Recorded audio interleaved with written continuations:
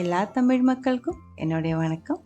பாருங்க, இன்னைக்கு நம்ம கேரளா சமையல் பார்க்க போகிறது ஒரு மலபார் ரெசிபி தான், அடுக்கொரோட்டி. இதுக்கு சில இடத்துல கிண்ணோரோட்டி அப்படின்னு சொல்லுவேன்.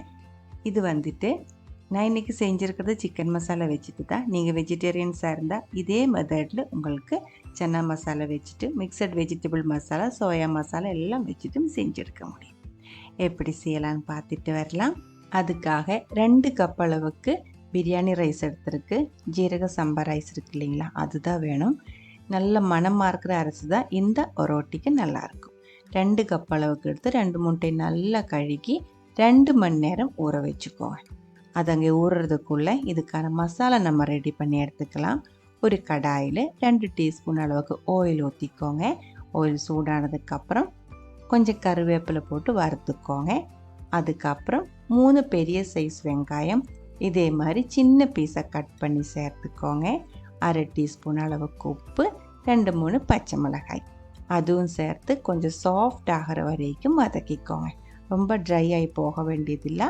நல்லா சாஃப்ட் ஆனதுக்கப்புறம் 1/2 டீஸ்பூன் அளவுக்கு இஞ்சி பூண்டு பேஸ்ட் சேர்த்து அதோட பச்சை ஸ்மெல் போகிற வரைக்கும் மறுபடியும் வதக்கிக்கோங்க. அதுக்கப்புறம் 1/2 டீஸ்பூன் அளவுக்கு காஷ்மீரி மிளகாய்த்தூள், 1/2 டீஸ்பூன் அளவுக்கு மஞ்சத்தூள், 1/2 டீஸ்பூன் அளவுக்கு பெப்பர் பவுடர், 1 டீஸ்பூன் அளவுக்கு கரம் மசாலா மறுபடியும் நம்ம வறுக்கணும். இதோட பச்சை ஸ்மெல் போகணும். அதுக்கப்புறம் கொஞ்சம் கொத்தமல்லி இலை நான் இதில் கட் பண்ணி சேர்த்துருக்கேன். மசாலா ரெடியாக இருக்குது. இனி இதுக்குள்ளே சேர்க்கறதுக்காக நான் எடுத்துருக்கிறது சிக்கன் தான். சிக்கன் வறுத்து எடுத்து வச்சுருக்கு. 1/4 கிலோ அளவுக்கு இருக்குது. போன்லெஸ் சிக்கன் தான். உப்பு, மஞ்சத்தூள், பெப்பர் பவுடர் அது சேர்த்து வறுத்து எடுத்து வச்சுருக்கு. ரொம்ப சின்ன பீஸாக வேண்டாம், கொஞ்சம் பெரிய பீஸாகவே எடுத்துக்கோங்க. இந்த டைமில் நீங்கள் வெஜிடேரியன்ஸாக இருந்தால் வெஜிடபிள் மசாலா, வெஜிடபிள்ஸ் எது வேணாலும் சேர்த்துக்கலாம். இந்த டைமில் சன்னா கூட சேர்த்துக்கலாம். இந்த மெத்தடில் செஞ்சுக்கோங்க. நல்லா மிக்ஸ் பண்ணதுக்கப்புறம் ஒரு 5 நிமிஷம் மூடி வச்சுக்கோங்க. 5 நிமிஷத்துக்கு அப்புறம் அந்த சிக்கனுக்குள்ளே மசாலையோட அந்த டேஸ்ட் எல்லாம் இறங்கினதுக்கப்புறம் மறுபடியும் ஓப்பன் பண்ணி ஒரு டைம் வதக்கிடலாம். அடுக்கொரோட்டிக்கான மசாலா ரெடியாக இருக்குது. இது இங்கே இருக்கட்டும். அடுத்தது நம்ம மாவு ரெடி பண்ணி எடுத்துக்கலாம்.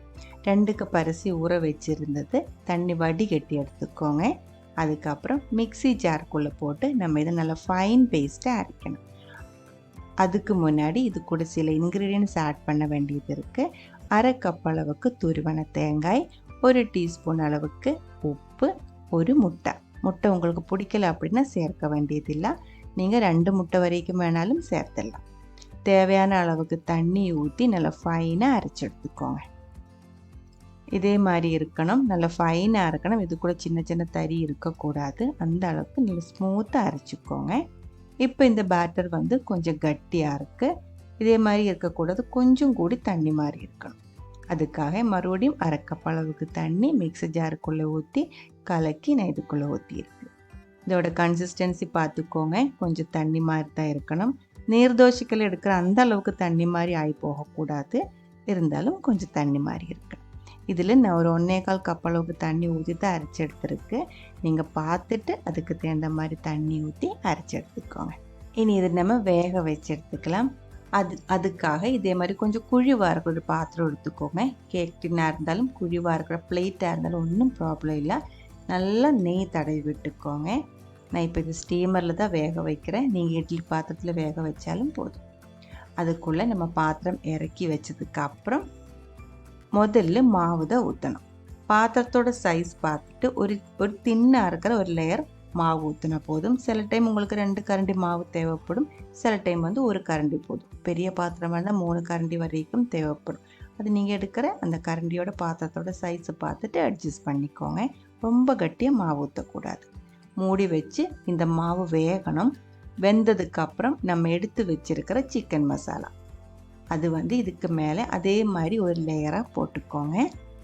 மாவு வந்து ரொம்ப கட்டியாக ஒன்றும் வேகணுன்ட்டு இல்லை, முக்கால்வாசி வெந்தாலும் போதும். அப்போ தான் இந்த சிக்கனோட பீசஸ் வந்து அந்த மாவில் ஒட்டி அங்கேயே நிற்கும். இல்லாத நம்ம கட் பண்ணும்போது இது வந்து தனியாக விட்டு வந்துடும். சிக்கன் ஒரு லேயர் போட்டதுக்கப்புறம் அதுக்கு மேலே அந்த சிக்கன் ஆல்மோஸ்ட் முங்கி இருக்கிற மாதிரி மாவு ஊற்றிக்கோங்க. அதுக்கப்புறம் மூடி வச்சு மறுபடியும் வேக வச்சுக்கோங்க. இப்போ நம்ம ஊற்றி இருக்கிற மாவு வெந்ததுக்கப்புறம் ஓப்பன் பண்ணி மறுபடியும் ஒரு லேயர் சிக்கன் போட்டுக்கோங்க.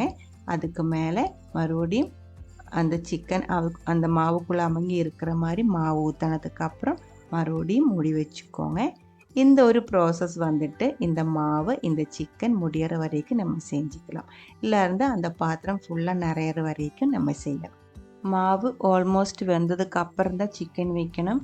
மாவு பச்சையாக இருக்கும்போது சிக்கன் வைக்கக்கூடாது. அப்படியா இருந்தால் வேகாமல் இருக்கும். நம்ம கட் பண்ணும்போது உள்ளே வேகாமல் மாவு அப்படியே இருக்கும்.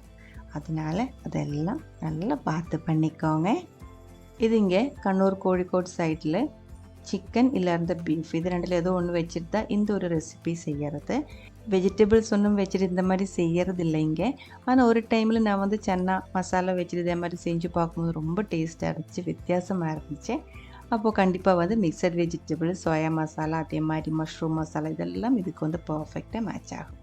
அதனால தான் நான் உங்கள் கூடயும் அது ஷேர் பண்ணியிருக்கேன். நீங்கள் ட்ரை பண்ணி பாருங்கள். வெஜிடேரியன்ஸுக்கு ஒரு வித்தியாசமாக இருக்கிற ஒரு ரெசிபியாக இருக்கும்.